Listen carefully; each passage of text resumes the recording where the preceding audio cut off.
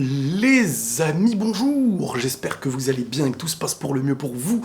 On se retrouve aujourd'hui, attention, pour une vidéo football. Bien entendu, il y a de l'actualité, il y a beaucoup de choses. Donc, je vais répondre à plusieurs questions footballistiques. C'est le moment, c'est l'actualité, c'est la période où il y a beaucoup de doutes, beaucoup de questions. Les saisons vont commencer. 3, 2, 1. Première question, elle concerne le PSG. Penses-tu que Kimpembe va sauter et que le PSG va jouer à 4 défenseurs? Alors, concernant Kimpembe, je pense que comme tout grand joueur, être mis en concurrence, c'est pas mal en soi. C'est pas mal en soi, à part pour un gardien où c'est un rôle spécifique, je trouve. Mais je pense que Kimpembe, moi, a tout pour rester au PSG. Il est jeune. Ramos, il va aller sur les 36 ans. Je me dis que Ramos va tourner. Il va pas faire un enchaînement de tous les matchs, même si après ça dépendra physiquement comment il va être. On sait pas depuis le retour de sa blessure. Mais je pense que Kimpembe, s'il réfléchit bien, il doit rester. Il a de quoi jouer. Je pense que Paris va tester quand même aussi une défense à 3 parce que dans une défense à 4, le PSG a plus à perdre. Dans le sens où Hakimi ne va pas être dans son meilleur rôle en défenseur droit qu'en latéral droit qui va monter beaucoup plus haut avec 3 défenseurs parce qu'Hakimi c'est surtout offensivement qu'il est chaud. Défensivement, il n'a jamais été reconnu comme l'un des meilleurs à ce poste-là. Mais quand tu demandes un apport offensif, c'est là qu'il va être très très chaud. Et sa meilleure manière de jouer, ce sera quand il y aura 3 défenseurs, je pense. D'un autre côté, si tu joues, donc, comme je vous dis, à 4 défenseurs, donc tu mets Hakimi à droite, tu n'exploites pas son meilleur potentiel, et tu enlèves soit Ramos, soit, comment il s'appelle, Kimpembe. Parce que Marquinhos, quand même, ce serait bête de le faire sauter à mes yeux. On sait jamais, pourquoi ne pas tester Marquinhos à gauche dans un schéma beaucoup plus défensif, quand tu as des mecs assez hauts qui, au milieu et offensivement, ne seront pas chargés d'un retour défensif dans certains matchs. Donc peut-être que Kimpembe il sera essayé aussi à gauche, mais je pense pas qu'il doit s'en aller, il faut pas qu'il saute. Deuxième question, le Real mercato blanc encore reparti pour une saison blanco. Écoutez, le mercato n'est pas terminé, il y a un gros travail qui a l'air de se faire là sur Kylian. Si Kylian vient, tu prends Alaba et Kylian, Mbappé, top 5 mondial. Je pense que tu as fait un immense mercato qui va te remonter la pente. Donc pour le moment, c'est pas fini. Maintenant, s'il n'y a pas de recrue après Alaba, ça va être compliqué. Une année très compliquée. Alors après, on verra si Kylian est libre, ce qui partirait en milieu de saison, je ne pense pas. Enfin bref, on va aborder cette question, je pense, plusieurs fois dans la vidéo. Donc si il n'y a plus de recrue après Alaba, la saison risque d'être compliquée. Si Kylian se fait au mois d'août, là, ça peut faire beaucoup de bien et ça rend le Real comme une nouvelle équipe parce qu'après je vais vous expliquer tout ce que ça peut changer. Qui vois-tu gagner la Ligue des Champions cette année? As-tu un joueur en particulier que tu aimerais voir signer dans ton club, excepté Mbappé ou Haaland, et que penses-tu du mercato du Barça? Alors, qui vois-tu gagner la Ligue des Champions cette année? Je peux pas prévoir, c'est des choses qui se prévoient pas, c'est à partir des 8e, t'as une équipe, t'as un parcours, Je peux pas, chaque année on se dit, regardez, il y a le Bayern, il y a City, il y a Chelsea, mais oui, il y a le PSG aujourd'hui, mais le PSG, il faut attendre pour voir que va donner le nouvel effectif. Est-ce qu'ils vont garder Kylian ou pas? S'ils le gardent pas, moi je pense qu'il va y avoir CR7, il y a moyen de faire un excellent PSG et très compétitif, mais tout se passera sur le terrain. C'est sur le terrain et on verra. Tu sais, tu perds un seul match, tu te manges un but au mauvais moment et tu ne prends pas la C1. Donc la C1, c'est très très difficile de l'avoir. Et je reviens sur les 3 C1 remportés du Real, les gars. Et en parlant du Real, dans ma dernière vidéo Mbaflix, il y a plein de gens... parce que moi, je défends... Enfin, ceux qui me suivent savent très bien que je suis toujours plus dur avec ce que j'aime. Et beaucoup plus compréhensible avec les autres clubs, j'essaye de trouver le positif et tout. J'ai toujours tapé dans le Real Madrid. Dès lors que je défends le Real pour quelque chose de légitime, les gens ils viennent te dire « T'es pas objectif !» L'objectivité, ce n'est pas vous donner raison. L'objectivité, ce n'est pas vous caresser dans le sens du poil. C'est important de le savoir. Ne venez pas me dire que je suis objectif quand ça vous fait plaisir parce que je dis ce que vous pensez. Voilà, le petit mot à dire. As-tu un joueur particulier que tu aimerais voir signer dans ton club? Il n'y a que Mbappé, cette année, qui doit signer. Pas besoin d'autres. Pour le moment, pas besoin d'autres. Sur les autres années, après, on verra. Mais là, cet été, il faut Mbappé. Et c'est faisable. Que penses-tu du mercato du Barça? À voir sur le terrain, à voir si Griezmann va s'en aller. Et je pense personnellement que de voir des jeunes comme Pedri qui commencent à bien sortir de leur trou et voir Ansu Fati comment il va revenir de blessure, ça peut être sympa. Alors à voir en défense. Moi, c'est surtout en défense. Parce que offensivement, ça peut être hyper intéressant. Alors, Depay et Agüero, on va voir comment ça va s'adapter, qui va jouer, qui va pas jouer. Mais il y a des petits joueurs, il y a de quoi faire. Franchement, il y a de quoi faire là au Barça. Alors, on verra, parce que c'est comme l'équipe d'Espagne. Ce Barça, est-ce qu'ils vont être similaires un petit peu à l'image de l'Espagne? Une équipe qui n'a pas l'air de pouvoir prendre la C1, mais qui, en fin de compte, on va la voir jouer contre peut-être une équipe très forte et on va se dire, waouh, elle produit quelque chose qui peut. C'est des équipes à ne jamais sous-estimer, hein, le Barça et tout. Parce que, au-delà de ce qu'on considère, vous savez, parfois, un club comme le Barça n'a pas l'équipe la plus tueuse, mais peut faire peur. Et parfois, une petite équipe, avec certains noms, n'arrivera pas à faire peur sur du long terme parce que le club, l'âme du club, elle te fait grandir dans des grands moments parfois. Mon mercato idéal pour le Real, cet été, Mbappé. Je force pas avec Mbappé, hein, c'est pour moi une question de logique et de cohérence. C'est ce qui manque en fait là. C'est pour moi le chaînon manquant. Et quand j'ai dit ça l'autre fois, on m'a dit ouais mais il marque... ouais mais non, peut-être qu'il faut un mec qui marque, l'un des meilleurs buteurs du monde. Jeune, médiatiquement n'en parlons pas, français, pour l'entente avec Benzema alors qu'ils jouent en équipe nationale ensemble, il n'y a pas plus parfait actuellement. Eden Hazard peut-il revenir à un bon niveau selon toi? Je pense que si Kylian vient, parce que beaucoup de choses dépendront de Kylian cette année, si Kylian y vient, il faut comprendre que ça va bonifier pour moi Hazard, un peu comme avec la Belgique, où la responsabilité, elle n'est pas sur lui. Et quand la responsabilité, elle va plus être sur lui, et ben on va se contenter d'un Eden Hazard, d'une passe décisive, d'une action où il élimine un gars, il fait une passe derrière, des petites différences qui pourront avoir lieu, parce qu'on ne peut pas compter sur Hazard pour porter le Real Madrid, malheureusement. Mais s'il y a ceux qui le portent, il peut être utile.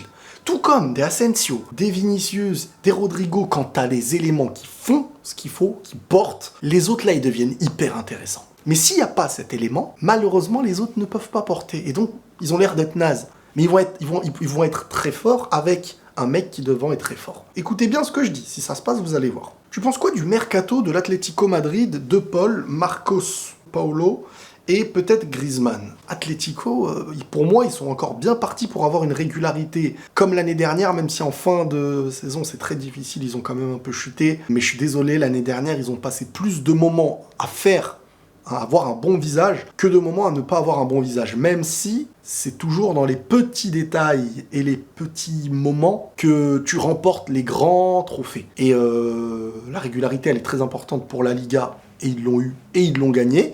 Mais parfois, à la fin, ils étaient à deux doigts de tomber. Hein. De Paul, avec l'Argentine, on a vu ce que c'était. Franchement, très bonne recrue. S'ils reprennent Griezmann, ils deviennent très dangereux. Que penses-tu concrètement de l'arrivée de Depay au Barça? Depuis, tu n'en parles pas. Bah, en fait, je suis dans le questionnement, parce que pour moi, Depay, c'est pas un mec qui joue sur la profondeur. Moi, je trouve que Messi a besoin de joueurs qui sont des attaquants qui vont servir à faire des appels. Messi, autour de lui, il a besoin d'appels. Il a le milieu pour combiner, et devant, il a besoin de... Parce qu'il lève la tête, c'est un joueur qui vraiment, il aime les mouvements autour de lui. Depay, bah, c'est un joueur sur qui on va jouer dans les pieds. Donc, est-ce que c'est pas un profil qui va ressembler à Griezmann? Est-ce qu'en moins fort? Parce que Griezmann, on le sous-estime un peu, parce que cette année, alors il a des bonnes stats, mais il n'a pas...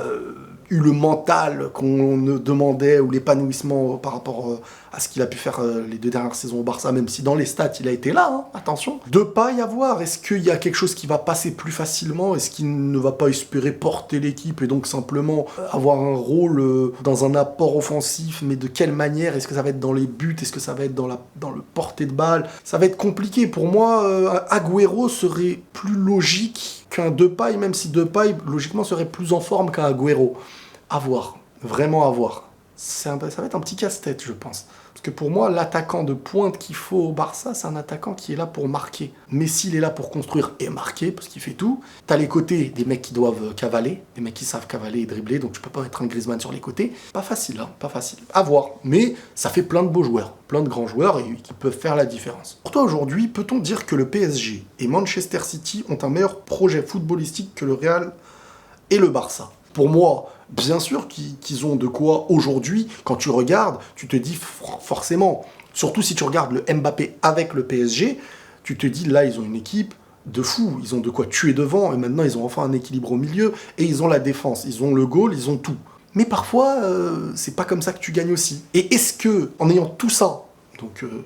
dans le lot, il y en a combien dans leur tête qui estiment être au-dessus du PSG? Je reviens tout le temps sur ça, c'est pas pour dénigrer Paris, mais c'est vraiment pour dire, attention, on a déjà vu ce problème-là sur des individualités. Si elles deviennent de plus en plus nombreuses, qu'est-ce que ça peut donner dans la difficulté? Donc oui, mais après, tu me donnes tous les grands noms, c'est toujours meilleur que Vinicius titulaire, que Asensio. Après, le Real, moi je trouve que c'est une équipe très complète. Juste, il manque de quoi tuer et assurer des occasions multipliées dans les matchs, de la profondeur. Le mercato n'est pas fini. Tu prends un Kylian, je suis désolé, t'as Benzema Kylian, voire la meilleure attaque du monde du jour au lendemain. Un duo de fous qu'on a pu voir. Tu leur rajoutes à ça Eden Hazard, s'il peut jouer. À un moment donné, il pourra être en capacité de jouer peut-être. Et son apport, il va être bénéfique. Et tout ce qui va être autour, comme des Gareth Bale, on va dire c'est moyen, mais à côté de ça, qu'est-ce que c'est? Et si tu rajoutes Modric, Valverde, Odegaard, Kroos, Casemiro, Carvajal à son niveau, quand il n'est pas blessé, parce que les gens oublient aussi, encore une fois, les gens transforment de ce qui est au Real en banal. Mais regardez ça quand ça va ailleurs, ça éveille les yeux, très très souvent. Valverde, on revient en défense, t'as Mendy, Alaba qui vient de signer, t'as Militao, t'as Nacho. Alors, si on pense que ça, et puis t'as Courtois au goal, si on me dit que ça c'est pas complet, moi j'aimerais bien voir. Donc oui, il manque un élément offensif capable de marquer. Si cet élément-là ne vient pas, pour moi, Paris est clairement plus favori pour la C1. Capable d'être équilibré, de marquer des buts et tout. Que le Barça, je sais pas, j'ai pas vu ce Barça avec les recrues, parce que là on parle d'un Real qui n'a pas réellement recruté offensivement, mais un Barça... Il y a Messi, il y a des grands noms, on sait pas, c'est comme l'Espagne. Moi, le Barça, là, je les prends un peu comme l'Espagne de l'Euro. S'il y a un système, parce que le Barça, c'est par le jeu aussi qu'ils, des fois, ils font la différence. Et à voir si ça prend. Vous savez, des fois, au début d'une saison, on se dit oh, jamais Chelsea vont faire ça, jamais City, l'année dernière, rappelle-toi, machin. Et voilà, après, tu les vois, ils éliminent ton club, ils trucs, et tu estimes toi-même que tu pouvais rien faire, ou pareil. Donc c'est compliqué, Chelsea. Moi j'étais content plus d'affronter Chelsea que d'affronter City ou le PSG dans le tableau. Au final, City élimine le PSG et Chelsea élimine City. Donc comme quoi, on peut pas trop prévoir. Alors oui, logiquement, actuellement, au présent, Paris, à mes yeux, est plus compétitif sur ce qu'on peut voir de nos yeux sur le papier. Mais ça n'a jamais encore été la preuve concrète. Parce qu'on a vu des Real Madrid avec des équipes de barjots faire des années blanches. Et ne sous-estimez pas les grands clubs. C'est tout. Ne sous-estimez pas. Maintenant, s'il y en a, quand tu leur dis ne sous-estimez pas, ils sont pas contents, bah, vous venez de vous réveiller, en fait. Messi mérite-t-il vraiment le Ballon d'Or 2021 en se basant sur toute la saison et pas que la Copa? C'est pas qu'une question de que la Copa. Quand Messi, il a des stats individuelles, dans une période où il y a des compétitions internationales, l'Euro et la Copa, tu regardes ceux qui sont favoris et qui ont remporté le trophée avec leur pays. Logiquement, pour moi, personne, à part Messi, peut prendre le Ballon d'Or quand tu regardes statistiquement qui, en dehors de Messi, en ayant gagné avec son pays, peut prendre le Ballon d'Or, premièrement. Ensuite, il y a la Ligue des Champions. C'est Chelsea. Chelsea n'a pas une individualité où tu te dis « Waouh, tout le monde va donner ses votes pour Chelsea ».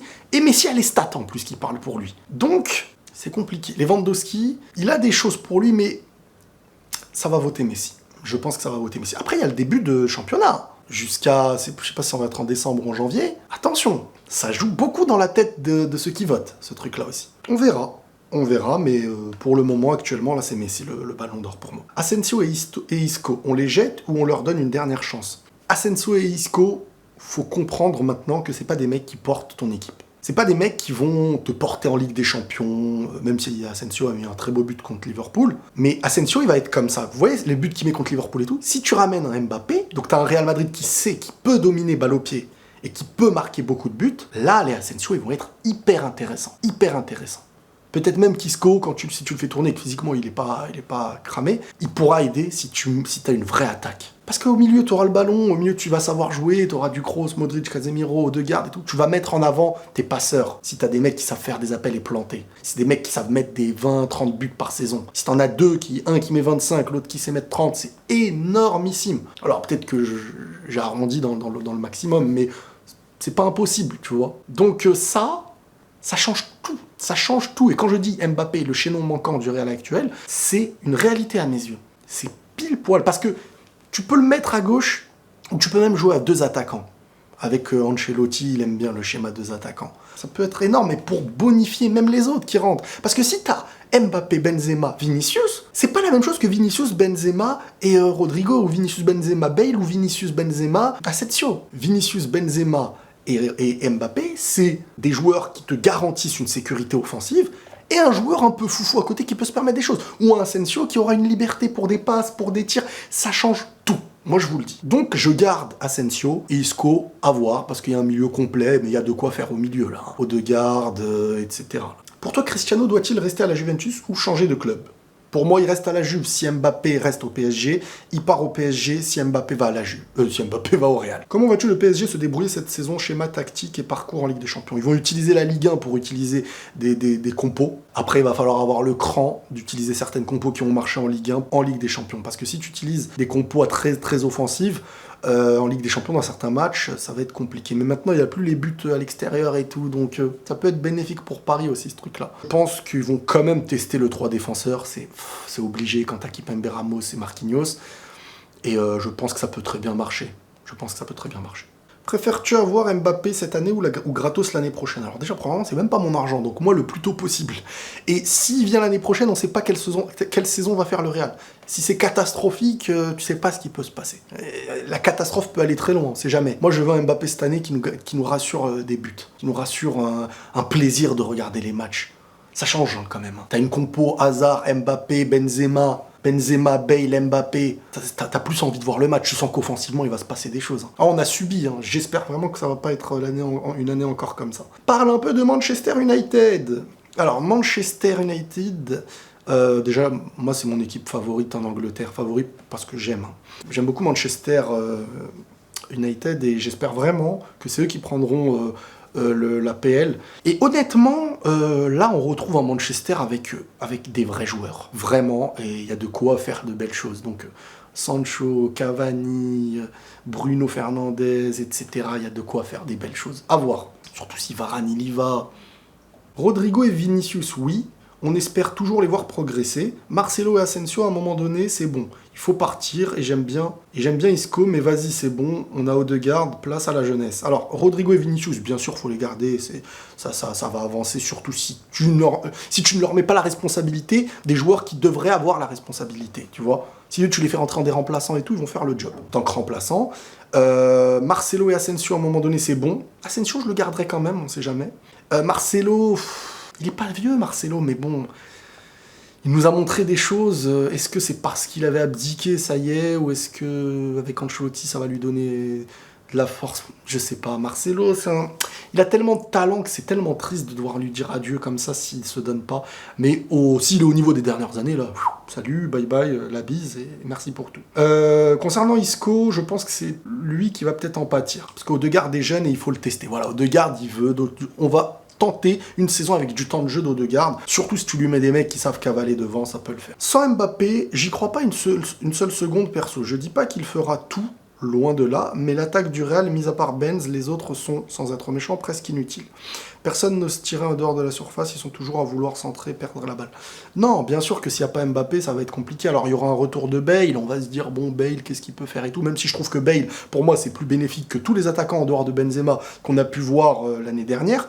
Maintenant, il nous faut un élément, ça y est, un élément du futur, une star, un Mbappé, et l'avenir se reconstruira très bien. Après, derrière, tu peux prendre des petits jeunes et tout...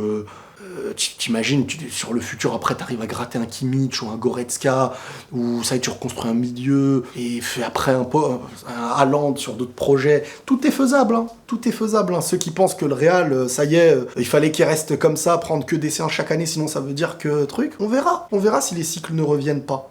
On verra. Penses-tu qu'il y a encore une chance que Mbappé parte au Real cet été? Oui.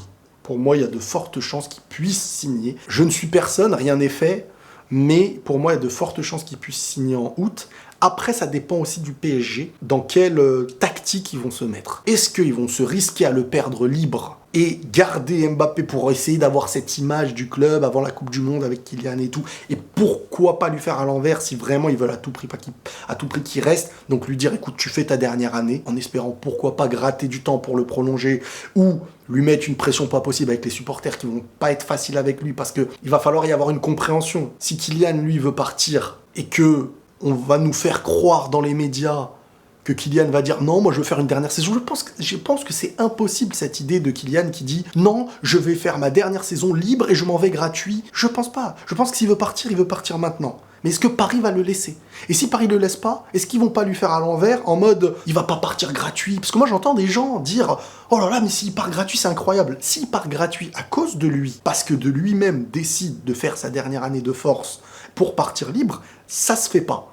Si lui veut partir, Paris le bloque et le laisse une allée libre, alors c'est les Qataris qui se mettent eux en danger. Donc faudra pas reprocher à la mauvaise personne la mauvaise chose. C'est ce que je pense. Voilà les amis, prenez tous soin de vous et la paix sur vous.